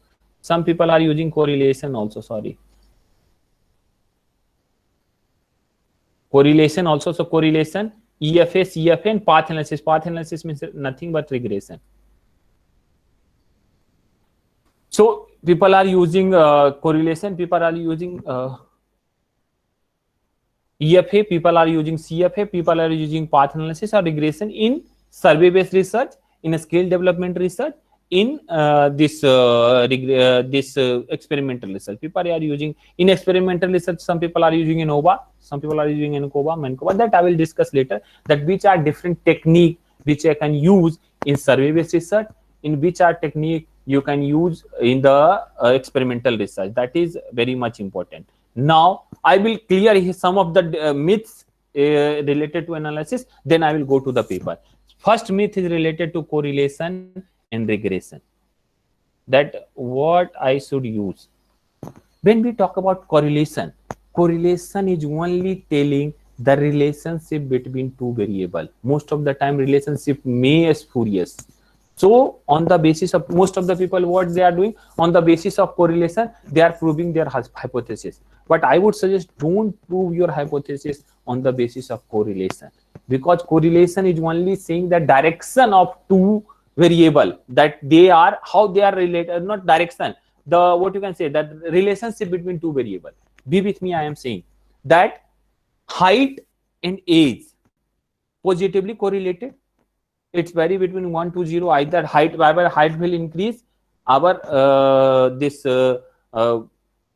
age will increase, height will also increase. So there is positive correlation. That's only say the direction of the relationship, that this is positive related. Intensity, we are not knowing how much height is affecting the affected by this age. Be with me. In correlation, I want to understand that how age is correlated with height. So correlation, what correlation will tell? After correlation, I will get some value between +1 to -1. I will get some value between +1 to -1, and that will only tell me that how they are related. Is related positively or it is related negatively. But whatever correlation coefficient we are getting, that is not the exact impact. To know the exact impact of age on height, we have to run the regression. That's why if you want to know the impact of something X on Y, you are not supposed to run the regression. You are supposed to run the correlation. You have to run the regression. When your objective is to just establish the relationship, to know the direction of the relationship, use correlation. But when you want to know the impact of X on Y, you have to use regression rather than correlation. Most of the people are very confusing in that. That I will use correlation, and and after that I'm saying that. So I have run correlation between X and Y. Correlation is coming 0.35. When I say that, yes, X is having significant impact on Y, you can't say that. And if this is not the intensity of the impact, this is only relationship between X and Y. If you want to check that impact of X and Y, run regression rather than correlation. First thing first. So your objective is to check the relationship between two variables, use correlation. But if you want to know the impact of X and Y, then use regression. First myth I am clearing you. Second myth. Some people, what they are doing, I am giving you example. X, Y, Z. We have three variable and we have three variable X, Y, Z. We have X and X, correlation will be 1. I am creating correlation matrix. X to Y, this is 0.2. X to Z, this is -0.3. Y to Y, it will become 1. Y to Z, I am saying that it is 0.3 or 0.4, and Z to Z 1. I have created this correlation matrix. Any doubt in that? So I have created X is related to Y 0.2 and related to Z -0.3, and Y is related to Z this 0.4. Now I have run the regression, and what regression equation I got? Please be with me. So I will get some intercept. I got intercept of 0.3 plus 0.2. So it is Z. Z is my dependent variable here. So my dependent variable is Z, and X, Y is independent variable. Z is equal to 0.32 plus 0.2 by plus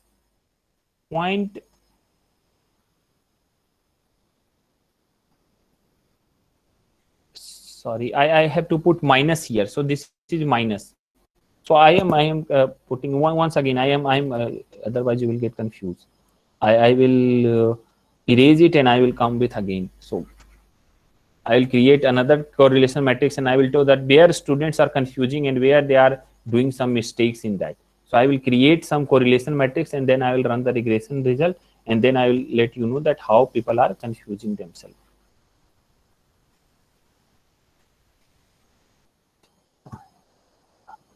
Camera is on.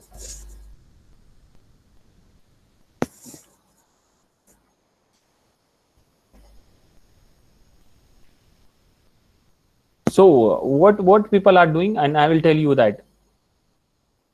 So what I am creating a correlation matrix first. So my correlation matrix is this. We have three variable: x, y is my independent variable, z is my dependent variable. Here will also x, y, and z will come. That will come in correlation matrix. So x and x1, x and y is 0.2, x and z is minus 0.3, y and y will become 1. This will be 0.5, and this will be 1. This will be my correlation matrix. Any doubt here? This is my correlation matrix. When I run the regression, what I got, z is my dependent variable, so z is equal to nothing, but I have 0.65 is intercept plus 0.2 x plus 0.3 y. I got this, and I will get some error factor too. So that is my epsilon. So I am getting this. Now tell me how students are confusing. They are saying there is negative relation between x and z. There is negative correlation between x and z, and you can see that there is positive impact of x and z. There is positive impact on it. Is it quite possible? So most of the time, what people get afraid that the correlation is negative and my regression is coming positive, because when you are running the regression, they are trying to fit a line with the an independent variable. So it will take like anything to get to minimize the distance between two variables. So if you find there is some negative correlation between two variables, but there is positive impact of the variable, not to worry, that is perfectly fine, and that is quite possible. You got this point or not? Most of the time, what people are doing, they are changing the value. Why you are changing the value? There is no any relation between correlation and this regression in this term. They are very much different because their analysis point is very much different. But I have seen what will be the interpretation? They are negatively correlated, but when we talk about other, because independently we have to take care of x also, we have to take care of y also. So when we are taking two variable, because of that y effect, that x got positive impact on it. Because we have to consider y, when you are running any of the correlation run separately with x and y and z. So we are running separately x to z, x to y. But in regression, we are not running separately how x is impacting z and how y is impacting z. We are combining together, we are running one analysis. So because of the impact of y, this relationship got positive in the regression. That is the justification of it. You got this point or not? So previously in correlation, we are checking independent relationship. So we have some, for example, I am giving simple example. I am giving a simple example because real life you will understand. You are my good friend. There is positive correlation between you and me. But I am very good friend of Professor Tahir, and Professor Tahir has been not very good friend, very good relationship with you. Then after some time, I will also have not very good relationship with you because of Professor Tahir. Because Professor Tahir, you got the point. So previously, I am running correlation between I am x, you are y. I am running the correlation. We got very positive correlation that we are positively, we are good friend. But now Professor Tahir is coming called Z. And I have very good relationship with Professor Tahir, and he is negative relationship with you. Because of influence of Professor Tahir, I will stop talking to you, and I have x negative with y in the regression because of Professor Tahir. Because I have to maintain the relationship with Professor Tahir, I will not talk to you. You got the point. That's why when we are combining two or three variables, the relationship may got negative because of those coming of introducing of the other variable. You got this point or not? That is the justification of the correlation is different and regression is different. That is one myth. You got this point? Sir, just one question. Sir, so the impact of x and z will come from this 0.2. That means regression. Yeah. Okay. So you can't say that it's -3. This is not right. This is correlation coefficient is spurious, and this is nonsense. You are not supposed to use correlation coefficient to measure the impact. Right. So that's 0.3 impact. So this is spurious. So with correlation, you can only know that is there is any relation between these two independently. Is there any relationship between this variable or not? And most of the time, we use to calculate the correlation to examine the multicollinearity. So if the correlation between two variable is very high, we are saying that there is multicollinearity. Although there are different tests, VIF test is there, or tolerance limit we have to examine the multicollinearity. But by seeing correlation also, you can say that if correlation coefficient between x and y is 0.9 or 0.89 or 0.98, So we can say that there is collinearity, collinearity between a variable and XMX. For that, we are doing correlation matrix. So that is the one thing that you have to always understand. One myth. Second myth, and that is big debate on it. And I want to be in debate, EFA and CFA. Till the time, be with me, till the time you are not taking your variable, you are taking your variable from previous study, you are not supposed to use EFA most of the time. Most of the time, what EFA is doing, objective of exploratory factor analysis, is to group the items. EFA ke what we are getting? We are waiting, we have 10 items, we have x1, x2, x3, x4, 2x10. After EFA, what we are getting?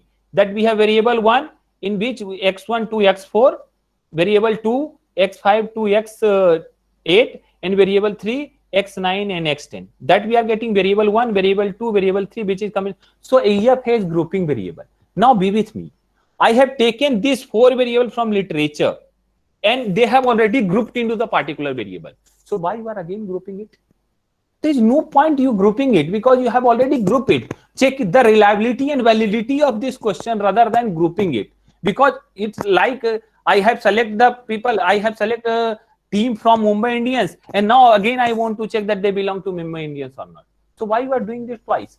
If you have your own question, you are developing a scale and you don't know that this question is related to which of the variable, then you are supposed to use EFA. When you are taking the variable from the literature, don't use EFA. Don't use EFA. Most of the time, EFA, you will not get the right result, but people are doing it. I don't know why. Second situation, when you can use EFA. First situation, when the construct is yours. You have developed certain question on the basis of your understanding or on the basis of interview, on the basis of preliminary study, you have developed certain question and you want to check that this belongs to this group or not, then you. Second situation, in some cases, you are taking some of the questions from the literature and some of the questions from your own on the basis of interview or some of the understanding or some of the context, then you can use EFA. Then you can definitely use EFA because and in that also, if you have 5 questions, 4 questions you have taken from literature, 1 question you're on, don't spend your time in running EFA. 1 question that you can check reliability and validity, because end of the day, we will check this Cronbach alpha. So I will check the consistency. We will check the CFA, what is the convergent validity, what will be the discriminant validity. We will already we will check it. So why you are running EFA? So always I have seen in most of the, I can suggest the PhD scholars who are here, don't use EFA if you have taken the question from literature, because you are just repeating the things, nothing else. Because EFA is the technique to group the items into the particular variable. And when you have taken the item, you are knowing that this item is related to this variable. So why you are running EFA? If someone can give me some justification, I will agree to that and I will allow you to use EFA. But my suggestion is that if you are taking question or item from literature, don't run EFA. EFA run, there are 2 situations, when question are your own or you are adding some of the question into that particular existing scale. So if you are adding some of the question, you can go for it, or all the questions are new, you can go. Because after EFA, you have to give the name of variable also, because in scale development, what we are doing? We are running EFA, we are coming with 4 group and we are giving the name also. So in that case, EFA is required, but in most cases, and I have gone through most of the dissertation, people are using EFA irrespective of their necessity or not. People will use it. Don't do it. I got a query, sir. Yeah, please. Sir, you said when EFA should not do. Sir, in case if we have a higher order construct, under higher order construct, we have 4 sub-constructs. Okay. And we cannot think about the same 4 constructs will fall under the respective, the respective indicators will fall under respective sub-constructs under higher order construct. So True. blindly we cannot go at that time with the CFA, sir. So in higher order factor analysis, there are methods to check the higher order factor analysis too in the CFA. My question is that the sub-constructs will have a higher correlation. Suppose if you have a 0.95 higher correlation with the sub-constructs, at that point of time, we cannot straight away go with the CFSS. True. In that case, when you have higher order, so that is something different story. When I will discuss the complex modeling, I will learn that. Please mute yourself. Then and after that you can ask the question. Otherwise, it's going.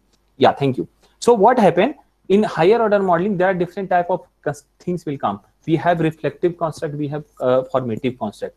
In those contexts, how you will handle it? When you are high order factor analysis. So whenever you are thinking that these 5 dimension are, so if from literature you are thinking that these 5 dimension is the first order and this dimension is second order. So you are not collecting data for the second order. You be with me. When you are doing second order analysis or third order analysis, for example, I am saying that reliability, tangibility, responsiveness, trust and assurance. These 5 factors are related to service quality, and this is the first order concept, and service quality is the second order concept. Be with me. We are not collecting data for service quality. We are not collecting data for the service quality. You got this point or not?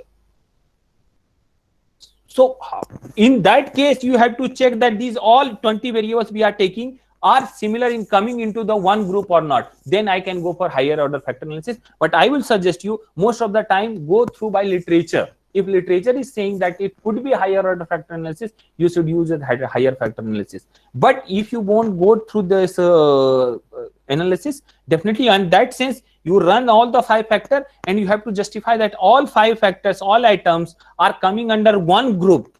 That's why I am taking as one factor and I am naming it something which is the combination of all these 5 factors only. So that I will not collect the data, and I am not collecting data for second order factor analysis. Na? Sorry, second order factor. We are not collecting data for second order factor. This is nothing. Second order factor is the combination of all first order factor. In that case, you can run it. Definitely, you can run it in that case. Sir, But most sorry to interrupt, because initial day, first day, Professor Parshuraman sir has said one of the critique of service quality is rather than 5 factors, in other contexts they have generated 7 constructs. Rather than 5 constructs, 7 constructs they have generated. It's one of the critics. In that perspective, this the concerned subconstructs are not falling under the main construct here, sir. True. So what Professor Parshuraman was talking about, I have got the papers of Parshuraman because that is my area of research. Some sort of. So I have gone through when they published paper in 1998 related to surplus. From 1998 to 1994, Parshuraman, Jethmal and Berry used to publish 10 paper in Journal of Marketing to just solve the query of different people. So people want to challenge the existing theory. You are not challenging the existing theory. You are taking the help of existing theory to explore something. If your object is to challenge the subqual, if your object to challenge the TPB, if your object is challenge the time, so you can go for it and you can say that you are taking perceived usefulness and perceived ease of use only. There are third factor is also coming in. If you want to challenge TPB, that you have taken attitude, perceived behavioral control, and this what you can say, third factor is attitude, perceived behavioral control, and subjective norm. If you want to challenge, no, there will be 5 variables which is affecting adoption intention, then you can go for it. But if you are taking help, if I want to know mobile banking adoption intention in Indian concept, my objective is what? My objective is to identify or to examine the relationship with this variable to this variable. My objective is not to challenge that whatever TPB has been taken is right or wrong. So that's why when you are challenging any of the existing theory, you can go for it. Definitely you should go for it. When you are, and subqual challenged by different authors. Yes. Sir, another final question, sir. Yeah. Nowadays, the trend is in top journals where rather than taking a single construct, the authors are taking for one single construct 3 to 4 scales and they are mixing. Suppose I want to measure job satisfaction, means the one scale, one measurement, it is showing 3 scales. Rather than taking, they are mixing 3 to 4 other scales and they are generating 9 item scale and they are measuring. Is it possible, sir? People are doing it. Go through the most paper. I am also doing some. Go through my papers which I have. Sir, how to perform, sir? Because already the measurement we are adopting is 3 item scale. But why the present authors are mixing and how to perform that kind of thing, sir? Why people are doing it? For example, yeah. You have any other question? No, sir. Only Yeah. this question, sir. What happened? I am telling you what happened. That if you are taking, for example, I want to measure adoption intention in mobile banking. So now I am not taking the question from the TPV model which given by Azure in the 19, I think in 1981 or 79 or 85, 82 or 81. So I'm not taking items from there. I am taking from next study which is doing, which done the study in the technology adoption in healthcare. So they have taken and changed some of the, they have may add some of the variable to suit to the context. So two variable they have taken from the TPB, and two variable they have, one variable they have added by themselves to made it. So when I go through the literature, there may be some question which will, for example, I want to know the technology adoption and service adoption. Definitely context is very different. So all the question of technology adoption which is related to product will not suitable to in the service context. So what I will do, I will take some of the related question from that which is very much related, or I will take some of the related question from other skill. Most of the time what people are doing, they are taking 5 questions from first scale, 5 questions from some second scale, and after that when they are running reliability, validity, some question got deleted, but end of the result we are not seeing that how many questions got deleted in that. So that's why you are finding that only 5 questions is there, but maybe possible that 5 questions or items got deleted in between doing either in reliability, at the test of validity. There are different tests are there at the point of AB, at the point of CR, at the point of factor loading, at the point of convergent validity, at the point of discriminant validity. Some of the items got deleted. That's why. So you have both the options with you, because end of the day after taking that item, we are checking reliability and validity.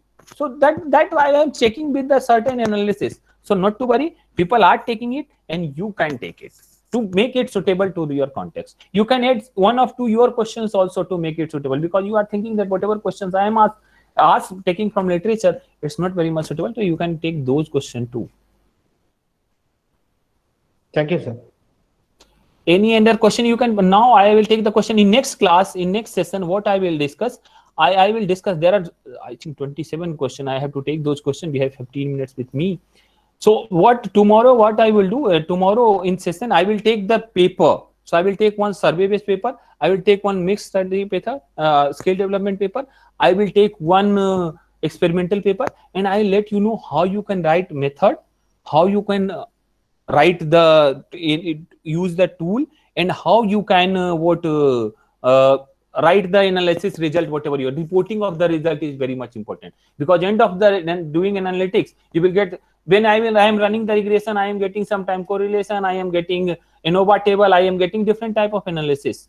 So definitely we will perform like that only. So I will let you know how you can do that. Sir, with due respect, may I please? Yeah, please. Okay, sir, thank you very much for allowing me. Sir, would you please be kind to, explain the skill development method once again, please, very briefly, very briefly. Today or tomorrow? Sir, today. Skill development is nothing. Skill development is nothing. What you are doing, you are first doing certain qualitative study. On the basis of qualitative study, you reduce the item, and after you decide the factor which is affecting that. Tomorrow I will discuss in detail, but think that skill development is the next method most of the time, where first of the thing you qualitatively explore some of the items, reduce those items, and then you verify those items that this is related to particular measuring particular construct or not. So basically, sir, I am actually converting the qualitative item to quantitative one to take my decision. Yeah. So you have, that most of the time we are doing this. Most of the time. Okay, sir. Is there any kind of alternative of Cronbach alpha? There are, instead of Cronbach alpha, use CR. We will get the same value. So CR, AB and CR is the you use CR value, that is, and there are other methods are there. Tomorrow I will discuss. There are 3 methods of reliability. Either you can split the data into two parts, and you can do that. There are other methods that I will discuss tomorrow. Okay. Sir, collinearity, multicollinearity, and autocorrelation. I have to discuss this also. I will discuss this. I will discuss tomorrow? And tomorrow I will start with all the things, and then I will discuss. So I will discuss tomorrow. Yes. Sir, what is post hoc analysis? That I will explain tomorrow. After doing analysis, you have to just validate it again. So whatever analysis you are getting, you have to again validate it. That's called post hoc analysis, that I will discuss in detail. Okay, sir. So post hoc analysis is nothing but simply checking out the validity. Validity of your finding, that is valid or not, with some other analysis or some other tool that Sir, we are for checking. t-test or for ANOVA, ANCOVA, or MANCOVA, whatever it is, there, I mean, we also need to check out the reliability and validity. That's we call post hoc test. There are some post hoc tests in ANCOVA, there is some post hoc test in ANOVA that we are doing. That I will explain when I will explain the experimental research. Now I will explain you how you can do post hoc analysis. Okay, thank you very much, sir. Thank you very much. So on Ahmad is asking, I remember having come across a journal which has explicitly mentioned that does not publish paper using. I will request from all the research scholar and researcher here, don't use time model now, but that is exhaustive, and journals are not accepting the paper related to time, because in time one limitation is that they have only two variable, perceived usefulness and perceived usefulness, and it's very exhaustive, so you don't. Sir, we can create a new framework using an old one, say TPP. Yeah, you can always create new framework, and that we call say. So question is that can we create a new framework using an old one, say TPP? So you have TPP, you can use extended TPP model, or you can use TPP TRA model, or you can use TPP UTAT model. So either you can combine two of the model, or what you can say that you can add some of the variables from the existing literature to the model, and you can do that. Next, sir, sorry for the being late. I am in okay. Value has taken from sample is status true. Characteristics of the population is parameter true. Sir, we will get the EAT certificate, that I don't know. Please ask Professor Tahir. Yes. I have inquiry, sir. It's possible to measure a construct with two items. Yeah, that's good question. That it's possible to measure a construct with two items in SCM. Some people is opposing it that in two construct, when you are doing, I am identifying anything with two items, reliability is when you are checking the Cronbach alpha for two items, that is spurious. That's not giving any. So you can use two item, but in that case, you are not supposed to run Cronbach alpha. Without running Cronbach alpha, go to CFA, but two item is justifiable. At least two item if you are using, that is justifiable. But I will not suggest to take the two item. Why? Because when you will suggest the two item, when you will take the two item, what will happen?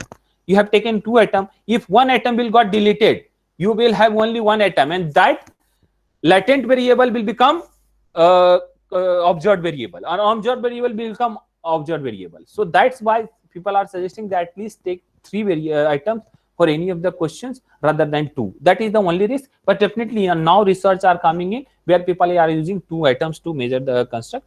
And some of the time what people are doing, people are taking three items, but some item got deleted. That's why there are two items at the final state. Yes. Because of there's some rule like there should be three items. No, there is not any rule. Only one rule is there, that if you have two items, Cronbach alpha value is spurious. So that's not get any sense. Can we get recommended recording of the lecture? That I can't. Tahir has tell you saying. Sir, I am having four independent variable, and two of them are following normality, and two of them following are non-normality. If you have some situation where some of the variable are following normality, some of the variables are following non-normality, you take Z score of all the variable. So my suggestion is that you have collected data from 1 to 5 scale. What you do? You please, Amit, can you please mute yourself? Sound is coming. Amit Kumar. So thank you. Sorry, sir. Yeah, it's okay, not an issue. So what will happen when some time you have two data non-normal, two data normal? My suggestion is that take the Z score of all the variables, then you run the analysis, you will get the normality. So that is the case. So you have to make it normal. But if you don't want to do it, go for non-parametric testing. Is AFA is necessary before CFA? Sir, sorry to interrupt, but excuse me. If I simply standardize my variable, yeah, definitely, then I will get a normalized situation. But sir, in that situation, I mean, my normalized variable will give me the similar sort of result. I mean, as like my No, there must be some difference in the result. Not very high difference, but there will be some difference. But difference will be so minimal, so people will accept it, not an issue. Okay, So okay, maybe very difference. EFA is necessary before CFA. That is the myth I want to remove from, at least from Indian research scholar. EFA is not necessary before CFA. Previously, we don't have a structure equation modeling. People have only the analysis is called t-test, ANOVA, and EFA and regression. That's why they are using it. They used it. But now a scenario, we have different tools and techniques to check the reliability and validity of the scale. So EFA is not required. For EFA, there are two situations. Either you are taking your own item or you have added certain items into the existing scale. This is the only situation. Survey-based research include. Repeat this thing. Sorry, sir. Sorry, I'm asking too much. I'm really sorry. Yeah, sir, would you please be kind to repeat this thing? EFA is not required before CFA. It's not required. In Why? This, there are some situations when EFA is required, when you're using your own question or you have added some of the question in the existing scale. If you have taken the items from literature, EFA is not required before running CFA. That is the statement. But if I have developed the questionnaire by myself, then you have to run the EFA. Okay, then you have to run the EFA.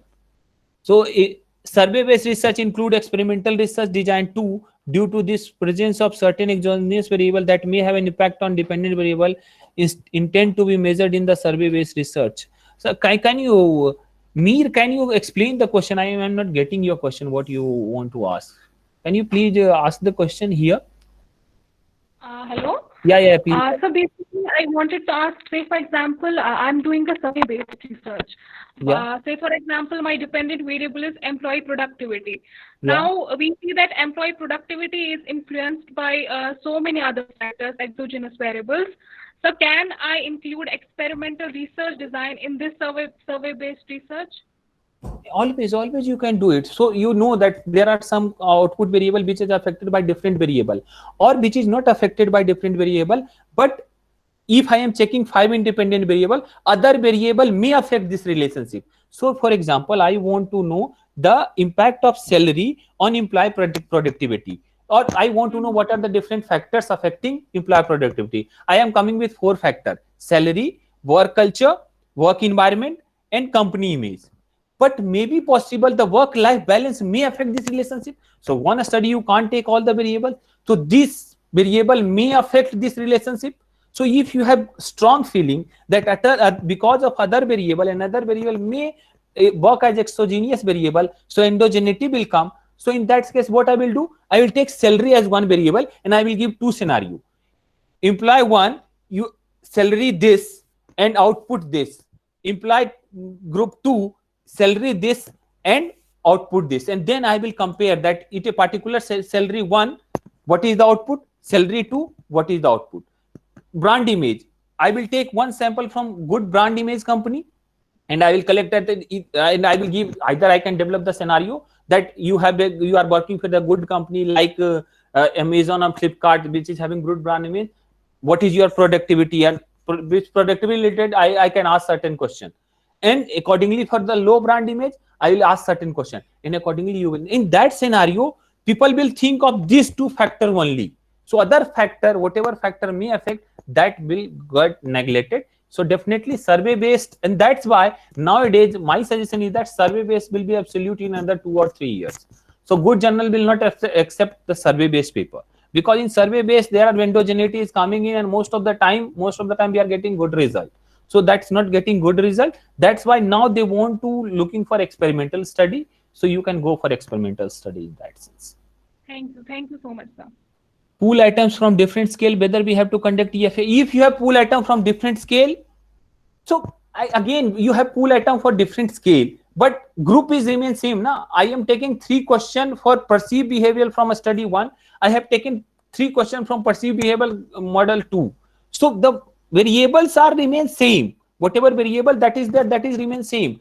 So for me, no one is running EFA. You have taken items from 2 or 3 scale, because you have taking the scale measurement items from same group. So group is remain same. Their study 1 you have taken from perceived behavioral control, a study 2 you have taken from perceived. It doesn't happen that in a study 1 you have taken from attitude and second you have taken from perceived behavioral control. So in that case, for my side, it's not required. And so EFA is not required. Assumption of the regression, definitely I will talk about some assumption for regression when I will do the scale tomorrow survey based study. There are certain assumptions, that is, there are certain assumptions which is coming in, and assumptions are, and normality, we have to check the normality, we have to check the multicollinearity. There are some assumptions that you have to check, that I will discuss in later what are the different assumptions. I have shared my email address. I am sharing my email address here, asankar@imb.ac.in. So if I have any doubt, you can. And yesterday I got one doubt, but I did not receive any doubt. I received only 2 papers, so I don't know how to respond on those mail. So I have received 2 papers, but I did not get any doubt. So if you have any doubt, you can ask me offline also. But these are certain. Any question you can ask me. Otherwise, this is all from my side. Thank you very much. You are a lovely audience. Thank you. Thanks a Thank you lot, so sir. much, Thank sir. you so much for such a wonderful session, sir. Thank you. Thank you. Thank you, Mr. again. Yeah. So I hope we will continue this quantitative techniques tomorrow. Yes, yes. So for the audience, we will have the next session at 4 p.m. today.